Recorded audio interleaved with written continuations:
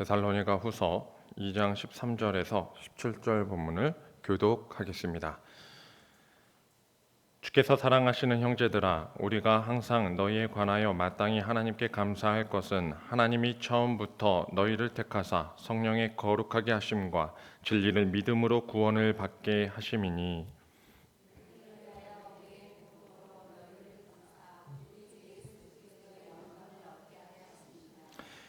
그러므로 형제들아, 굳건하게 서서 말로나 우리의 편지로 가르침을 받은 전통을 지키라.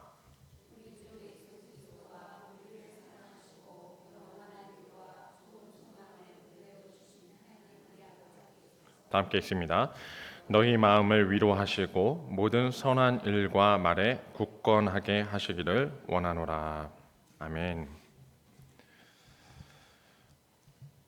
네, 15절에 굳건하게 서서 받은 전통을 지키라라고 표현하고 있습니다.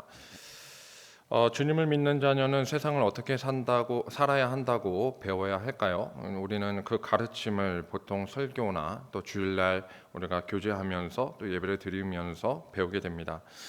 인생이라는 이 거대한 항해에 절대 부서지거나 무너질 리 없는 배를 탄 것이 우리의 모습이라고 한다면, 우리의 배는 너무나도 튼튼하여 이 항해의 끝까지 목표한 바를 반드시 이룰 겁니다. 그 배를 탔어요. 하지만 우리는 그 배에 탔다고 해서 안심하면 안 되는 게, 요동치는 파도에 흔들릴 수가 있어요. 그렇죠. 갑자기 몰아치는 파도가 있을 수도 있고, 그리고 가만히 그 갑판에 서 있다가는 갑자기 바람이 세게 불어서 이 광풍에 넘어질 수도 있습니다. 배에 타고는 있지만 여전히 흔들릴 수 있고 넘어질 수 있다는 얘기죠. 그때 우리는 배우게 됩니다. 똑바로 서려면 무엇을 잡아야 하는지, 그리고 무엇을 붙들어야 하는지 배우게 되죠. 바람이 불 때 무엇을 잡아야죠? 배를 타면 고정된 걸 잡아야죠. 그냥 막 휘날리는 거 잡았다가는 같이 휘날리게 될 거예요. 그렇죠? 그러니 우리는 배우게 됩니다. 배에 고정된 것, 바로 세상을 지으신 이 말씀의 진리를 붙들어야 하는 이유가 여기에 있습니다. 이 세상을 지으신 말씀이 이 세상에 고정된 것들입니다. 그것은 변치 않는 것이고 세상 끝까지 함께할 것이에요. 그러니 우리가 붙잡아야 되죠. 그게 말씀이 적용된 가르침이라고 말하면서 곧 전통이라고 오늘 가르쳐주고 있는 것입니다. 사도 바울은 이 서신서 곳곳에 이런 가르침들을 반복합니다. 이 고린도전서 11장에는 성찬에 대해서 말하고, 또 13장에는 이 사랑으로 연결되고, 또 15장에는 복음을 다시 한번 정리하면서 이 고린도 교회 성도들이 이 끊임없이 잡아야 할 이 고정된 것, 곧 말씀의 진리 안에 서야 할 이 전통을 가르치는 것이죠. 로마서 6장 3절에 보면 이 말씀이 있어요. 6장 3절에 무릇 그리스도 예수와 합하여 세례를 받은 우리는 그의 죽으심과 합하여 세례를 받은 줄을 알지 못하느냐. 그러니까 결과적으로 얘기하면 우리에게 가르쳐주는 전통들을 끊임없이 반복하고 있다는 얘기죠. 로마서도 그렇고 고린도서도 그렇고 갈라디아서도 마찬가지고, 오늘 이 데살로니가 교회에도 이 전통에 대해서 이야기하면서 내가 가르쳐준 게 있지라고 얘기하는 거예요. 이 가르침의 전통을 저는 한 3가지 정도로 정리해서, 교리적으로는 한 3가지 정도로 정리해서 보는데, 상식적으로 여러분들도 이 전통이, 우리 교회의 전통이 어떻게 되어 있는가 정도는 알아두시면 좋을 것 같아요. 3가지 전통 정도로 정리할 수 있습니다. 첫 번째, 복음의 진리가 베이스가 되는 삶을 살아라예요. 복음의 진리가 베이스가 되는 것, 이걸 말씀 중심적 삶이라고 합니다. 말씀 중심. 자, 두 번째, 성례와 기도 는 중요하다. 우리의 삶에선 성례와 기도가 항상 우선시돼야 합니다. 이건 예배자적 태도를 얘기합니다. 그래서 이걸 정리하면 하나님 중심적 삶입니다. 하나님 중심적 삶이에요. 마지막 전통은 그리스도인으로서 가져야 할 행동 강령인 사랑을 강조합니다. 사랑으로 살아라. 사랑이 드러나야 한다라고 얘기하는 거죠. 이게 정리하면 교회 중심적 삶입니다. 교회는요, 사랑으로 이루어진 공동체예요.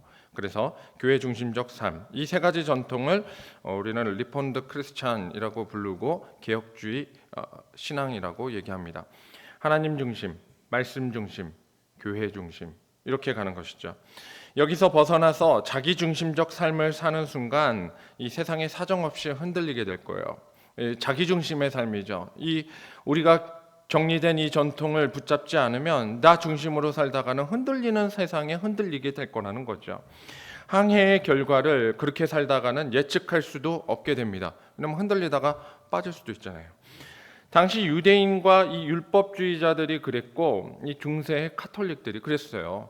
그들이 살았던 방식이 이 말씀의 전통을 잘 지켜왔어야 되는데 이 전통이 자기 중심적 해석과 자기 중심적 습관과 그것을 따라서 이것이 좋지라고 몰고 가는 거예요.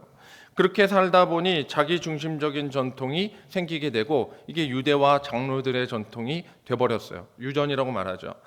이거를 우리는 회복해야 됩니다. 오직 말씀으로 되돌아가는 이 가르침에 굳게 서는 전통, 이 전통을 지키는 성도들이 되시기를 바랍니다. 왜 이런 전통을 지켜야 하는지 사도 바울은 이렇게 설명합니다. 14절이에요. 이를 위하여 우리의 복음으로 너희를 부르사 우리 주 예수 그리스도의 영광을 얻게 하려 하심이니라. 정확한 이유가 나오죠. 부르심을 받아서 영광을 얻게 하려 하심이기 때문이죠. 지난주 수예배 때 말씀드렸습니다. 양자에 대한 이야기를 잠깐 드렸는데 우리가 자녀가 되는 것이 어떻게 영광이냐라고 말씀을 드렸었어요. 원래대로라면 자식 농사 사실 성공한 게 아니잖아요. 우리가 성공했다고 말할 수 있는 게 아니잖아요. 자, 우리 같은 자녀보다야 훨씬 나은 엘리트들을 구할 수 있고 하나님 뜻에 맞는 훨씬 더 멋진 사람들을 딱 취사 선택하시면 되는데 왜 우리를 자녀로 삼으시고 그걸 영광이라고 말할까? 영광은 사실 어울리는 격이 있어야 되거든요.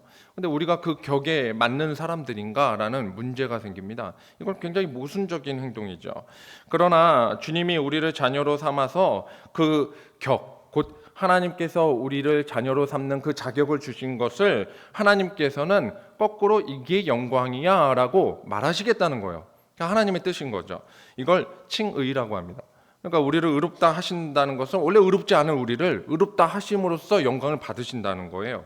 이게 아빠라는 특권에 참여하는 자녀가 되는 것이고 그것이 우리를 부르신 이유가 된다는 것입니다. 그래서 이 부르심의 작용에 대해서 오늘 잠깐 배워야 되는데 부르심의 작용은 크게 두 가지입니다. 내가 어떻게 부르심을 받아서 이 신분이 변화되어서 주님 중심의 삶을 살겠다라고 고백할 수 있는지를 오늘 함께 나누시길 바랍니다. 13절에 이 두 가지 설명이 되어 있습니다. 13절 주께서 사랑하시는 형제들아 우리가 항상 너희에 관하여 마땅히 하나님께 감사할 것은 이건 우리의 반응이고 이제 부르심의 작용 두 가지입니다. 하나님이 처음부터 너희를 택하사 첫 번째 성령의 거룩하게 하심, 두 번째 진리를 믿음으로 구원을 받게 하심. 이 두 가지예요. 이 두 가지가 우리를 작용하게 만듭니다. 하나님께서 우리를 부르셨고 이 부르심은 이 두 가지로 우리를 작용하게 하는 거예요.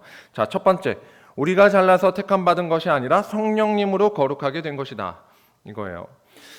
이것은 이스라엘을 택할 때도 마찬가지입니다. 아브라함을 택할 때 아브라함이 특별했나? 그것도 아니에요. 아브라함은 실제로 75세 때 부름받았습니다. 그러면 그 전까지 어떤 인생이었을까요? 난다긴다 여러분 75세 정도 돼보신 분들 아시잖아요. 인생 살만했어요?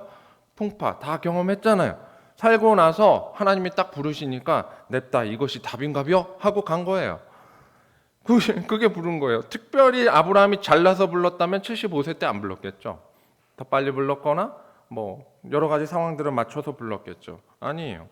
모세 부른 거 사실 80세입니다.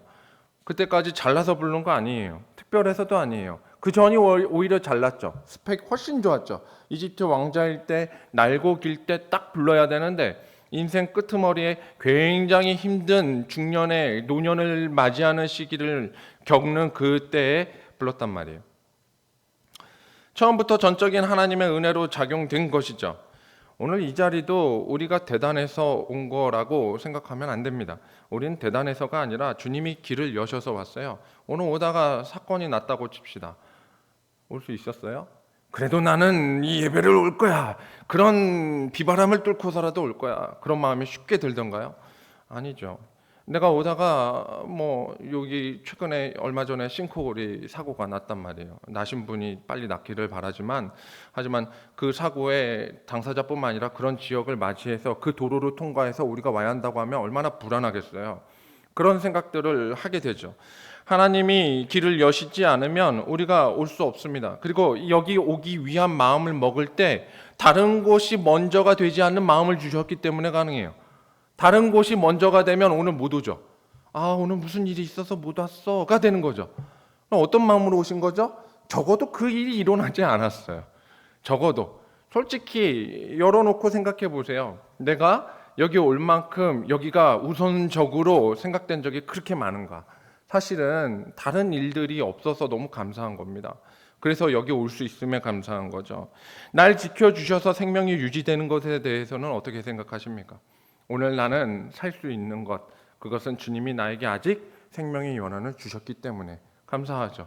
어떤 이는 아프고 상처 입어서 오늘 내일 하는 인생을 살고 있는데 적어도 나는 두 발 뻗고 잘 수 있고 이 자리에 와서 주님 앞에 예배 드릴 수 있다면 오늘이 마지막 드리는 예배라 하더라도 나는 주님이 허락하셔서 이 자리에 올 수 있는 것입니다. 많은 사람이 이 일반 은총에 대해서 당연한 것처럼 누려요. 그러나 사실 이건 무료 임대나 마찬가지입니다. 주님이 나의 생명을 무료로 주신 거예요. 그리고 무료로 임대하신 거예요. 네 맘대로 살아. 대가는 언제 치를까요? 주님께서 이것도 말씀하셨어요. 한 올도 남기지 않고 모두 치를 거야 라고 심판 때 명령하신 거예요. 예언하신 거예요. 우리에게 그날 심판하는 날 다 걷어가실 겁니다. 너 무료로 임대했는데 너 그동안 그 임대료 안 내고 잘 썼더라 하고 얘기하는 거죠. 로마서 3장 10절과 11절에 이렇게 기록되어 있습니다. 로마서 3장 10절 11절 기록된 바 의인은 없나니 하나도 없으며 깨달은 자도 없고 하나님을 찾는 자도 없고. 우리가 잘나서 주님 앞에 나아갈 수 있는 것 없습니다. 그거예요. 죄인으로 하나님과 원수된 우리는 사실을 주님을 온전히 바라볼 수 있는 시선조차도 우리는 없었어요. 우리는 주님을 바로 찾을 수 있는 길조차도 우리는 몰라서 헤맸단 말이에요. 심지어 이 땅에 오신 예수님이 직접 발로 뛰어다니면서 삼은 게 제자들이에요. 뛰어다니시면서 직접 제자들을 부르시고 체험하게 하시고 경험케 하셔서 했는데 그 제자들이 함께 3년간 이렇게 교육 잘 받았는데도 불구하고 죽음의 두려움 앞에서 어찌할 바 모르고 도망가 버리잖아요. 어찌할 바 모르고 숨어야 되잖아요. 그러는 우리를 어떻게 끝까지 사랑하시고 제자로 삼아 주실 수 있겠습니까? 끝까지 우리를 위한 부활과 승천이 끝이 아니에요. 내가 이 사건 일으켰지 끝이 아니에요. 여기서 우리에게 부의사 성령님 보내주셨기 때문에 이 성령 강림이 주님이 이루신 사건의 세트가 돼요. 완벽한 우리에게 임하심입니다. 그래서 우리에게 임하시고 이 걸음을 걸을 수 있게 작용하신 것입니다. 첫 번째예요.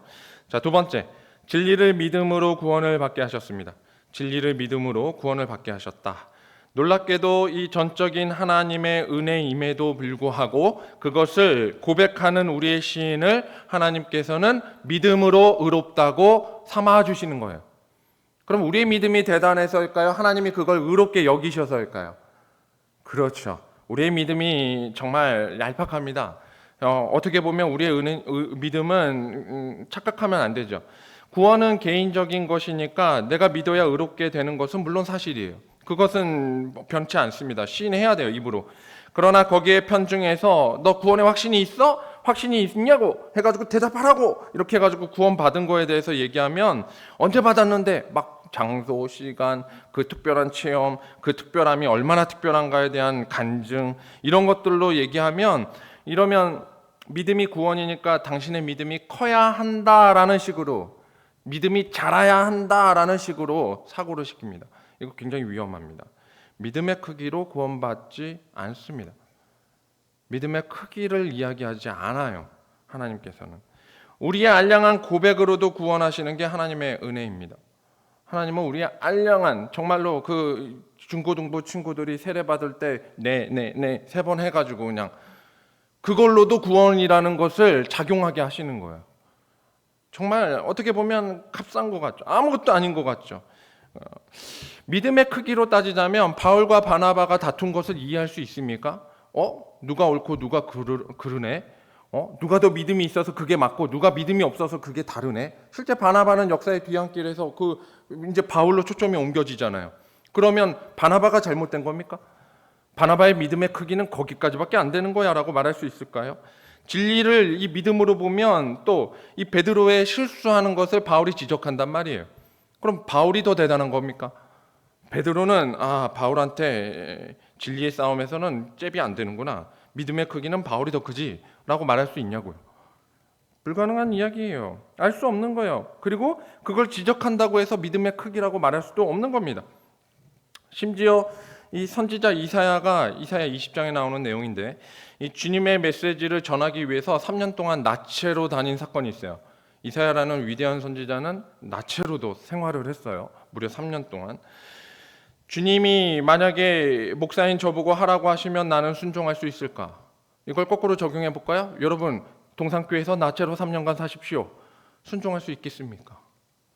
그때나 지금이나 세상은 발전했고 나라는 부강하고, 그리고 그 와중에 많은 사람들이 메시지를 듣기를 원하는데 그때 이런 퍼포먼스를 요구하신다면 할 수 있냐 이거죠. 에스겔이라는 선지자는 예언을 위해서, 이건 에스겔 4장의 내용입니다, 430일 동안 누워서 지냅니다. 일어나질 않아요. 430일 동안 선지자가 누워서 설교합니다. 어떻게 설교하냐면 눕는데 그 앞에 돌이 하나 있어요. 이 돌을 하나님께서 돌 하나 취해서 놓으라고 하는데 그걸 예루살렘이라고 말하래요. 그러니까 돌 보고 예루살렘을 욕하는 거예요. 미친 거죠. 돌 보고 설교하는 거 430일을. 그런데 그냥 누워있냐? 아니에요. 온몸을 줄로 묶어요. 이렇게 칭칭 감아서 사슬에 결박한 것처럼 누워서 그냥 하루에 한 끼를 먹습니다. 떡과 물을 딱 한 끼 분량을 먹으면서 430일을 살아요. 그것도 힘든데, 근데 거기다가 떡을 어떻게 먹냐? 사람의 인분을 가져다가 그걸로 구우래요. 사람 똥 갖다 구워가지고 그걸로 떡 구워서 먹으면 건강하겠습니까? 여러분 어때요? 하라면 할 수 있어요? 430일 동안 목사인 나보고 믿음의 크기를 얘기하면서 목사인 당신은 적어도 이런 신용 정도는 해야 하지 않습니까? 라고 말한다면 저 도망갈 겁니다. 동산교회에서 요구한다고요? 아유 열심히 하세요. 네네. 그런 분 뽑으십시오. 안 돼요. 우리의 믿음의 크기로 이야기한다면 어떤 것도 이 선지자를 따라갈 수 없고 어떤 성경의 인물조차도 우리는 경험할 수 없습니다. 요나보다 아마 더 멀리 도망갈지도 몰라요. 우리는 이민 갈지도 몰라요. 한국에 그런 데가 없다고 한다면. 이게 우리의 양량한 믿음이란 말입니다. 이걸 가지고 우리의 믿음의 크기를 따라서 구원을 얻는다고 감히 말할 수 있습니까? 주님이 우리를 부르신 것은 우리의 대단한 믿음 때문도 아니고 우리가 거룩하기 때문도 아닙니다. 오직 주님이 하신 일을 통해서 우리를 살리신 그 하나님을 경험케 하기 위해서예요. 하나님의 은혜를 보게 하기 위해서예요. 왜 주님이 죽고 다시 사신 것이 아버지의 영광을 위함이라고 감히 고백할 수 있냐 이겁니다. 14절입니다. 이를 위하여 우리의 복음으로 너희를 부르사 우리 주 예수 그리스도의 영광을 얻게 하려 하심이니라. 우리의 영광이 아닙니다. 우리를 영광케 하시는 것은, 영광으로 받아주시는 것은 아버지의 사랑이 이 땅에 오셔서 죽고 다시 사셨기 때문입니다. 죽어 마땅한 우리를 향해서 살리시는 그 행위로, 그것은 전적인 주님이 하신 일이에요. 실패한 것 같은 인생을 영원한 성공의 삶으로 뒤엎었기 때문에 가능한 겁니다. 부족한 우리를 통해서 주님 나라를 세우는 것, 그것을 이 모든 반전의 역사로 주님이 쓰시겠다고 약속하십니다. 그것이 우리에게 임한 그리스도의 복음이에요. 복음이에요. 그리고 그 역사가 하나님 보시기에 가장 선한 길로 인도하심이 되는 것이고, 그리고 영광 받으실 일이 된다라는 것입니다. 16절입니다. 우리 주 예수 그리스도와 우리를 사랑하시고 영원한 위로와 좋은 소망을 은혜로 주신 하나님 우리 아버지께서. 사랑하는 성도님들, 우리는 하나님의 부르심을 따라 이 복음의 진리 안에 거하는 자녀가 모두 되었습니다. 마땅히 아버지 되시는 주님이 우리를 구원받게 하시고 이 말씀과 전통을 지키라고 말씀하시는 것에 그 말씀에, 그 전통에 반응하는 성도들이 모두 되어야겠습니다. 그것은 우리를 주님이 자녀로 삼으신 이유가 될 것이고, 그 자녀 삼으신 이유는 곧 하나님이 원하시는 것이 우리에게 있다는 말이 됩니다. 하나님이 우리에게 무엇을 원하실까요? 오늘 그 결론까지 말씀 볼게요. 17절 같이 읽습니다. 17절 시작. 너희 마음을 위로하시고 모든 선한 일과 말에 굳건하게 하시기를 원하노라. 아까 굳건하게 서서 말씀의 그 가르침의 전통을 지키라고 말씀하셨죠. 15절에 그것의 결론이 뭡니까? 굳건하게 하시기를 원하시는 하나님의 뜻이 이 안에 담겨져 있습니다. 그 전통을 지키는 것은 우리에게 선한 일과 말에 그리고 무엇보다 가장 큰 위로죠. 주님이 우리 마음에 들어오기를 원하시는 것입니다. 세상은 여전히 항해의 길, 이 거친 파도가 계속되는 풍랑의 연속입니다. 이 항해는 끝날 때까지 멈추지 않을 것 같아요. 종말의 시대를 살고 있는 요즘이죠. 얼마 전에 태풍 산산 앞에서 산산이라는 태풍이 진짜 산산조각 내잖아요. 정말 많은 것들이 산산조각 나는 모습을 보면서 얼마나 안타깝습니까? 한편으로는 내가 당사자가 아니라 다행이다 싶으면서도 거꾸로 만약 거기 지인이 휩쓸렸다면 얼마나 안타까울까? 거기 선교하는 현장들은 얼마나 힘들까? 막 그런 생각도 듭니다. 근데 그렇게 그 이웃의 모습을 보면서 그 시선이 주님이 마치 우리를 바라보는 시선처럼 느껴지더라는 거예요. 세상의 풍파, 그 풍파 속에서 너희가 아이고 살아야 할 텐데, 너 이 풍파 견뎌야 할 건데, 내가 너의 마음에 들어가야 할 텐데, 그래서 같이 이겨내야 할 것인데, 주님이 계속 우리에게 그 안타까운 시선으로 보시는 것 같아요. 이 풍파는 반드시 지나야 할 것입니다. 내가 다 건지고 그냥 온실의 화초처럼 키울 게가 아니에요. 너를 하나님 나라 데려가기 위해 내가 오늘도 이 영광된 자리에 계속 함께 할 거야. 그 자리는 풍파가 있을 거야. 그 자리는 거친 파도가 계속 몰아칠 거야. 그러나 이 풍파에서 굳게 잡을 것이 있는데 그 굳건하게 하는 힘, 바로 말씀과 전통이야. 주님 부르신 자녀로 저와 여러분이 이 참된 위로와 평안을 얻어서 끝까지 선한 길로 주님의 그 선하신 뜻을 따라 이겨내는 저와 여러분의 모습으로 서시기를 또 성장하시기를 축복합니다.